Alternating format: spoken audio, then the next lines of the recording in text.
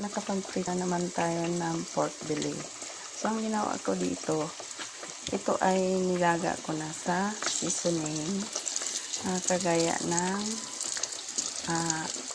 bawang, luya, sibuyas, at saka salt and pepper. Magic sarap. Konting piraso ng Knorr cubes. So, hindi ako gumagamit ng Knorr cubes na isang buo kasi maalat yun. Kapiraso lang. So, niluto natin to doon. Tapos, kunti lang sa bawang doon guys ha. Tapos, nilagay ko siya sa ref overnight uncovered. So, natuyo na siya. Of course, tatanggalin mo siya sa doon sa tubig. Pero, talagang ilagay mo siya sa pinggan na walang takip para mag-dry up sa ref. So, nung nag-dry up na, ngayon, dry up na ngayong umaga, nilagyan ko siya ng breading mix at saka breading mix muna and then egg, beaten egg na may seasoning, tapos balik sa breading mix. So ayan ang kinatnan niya guys nung pinrito na. Yan, napaka crispy. So itry nyo ang ganyan guys.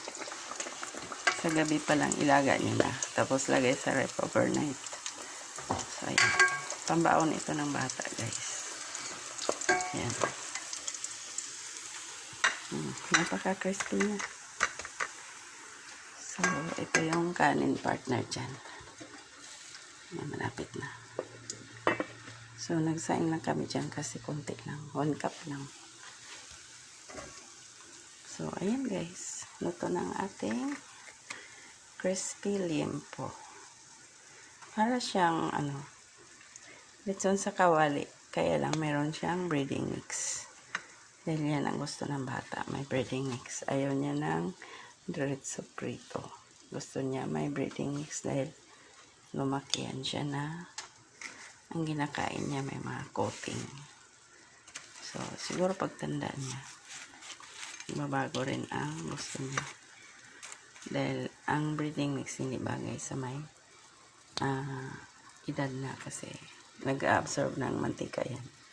Yan guys, pabayaan muna natin siya dyan hanggang sa ang mantika niya ay mapunta sa tissue paper. Yan, yung ibang mantika na punta na dyan. So that's it guys. Thank you so much for watching.